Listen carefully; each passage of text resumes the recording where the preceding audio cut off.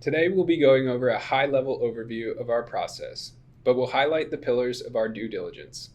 We'll cover the underlying real estate in a DST, our access and use of third-party data, DST structure and sponsors, securities component, and finally, how we integrate real estate and wealth management best practices to serve our clients.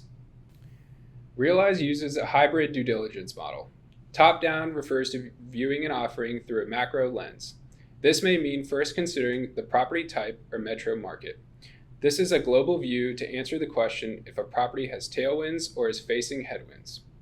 We take a look at overall market and real estate market conditions. Additionally, we study metro economics and demographic drivers and submarket specific data. Bottom up is looking at the property specific or deal specific attributes. This includes examining the individual offering structural components and property specific data, as well as reviewing the sponsor's track record and management history. The combination is important because you could have a deal that has a favorable top-down metrics, say a property type and location that checks a lot of boxes on the surface, but when we look at the bottom up, it may have an unfavorable deal structure for the DST investors.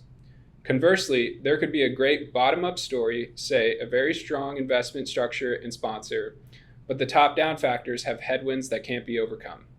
For example, there was a deal a few years ago with an A-plus sponsor and compelling financial structure, but the asset in the deal was an apartment building located in a city with an economy that is primarily driven by the oil industry, meaning the population of the city and the performance of the property were going to be subject to the oil market regardless of the operator and structure strength.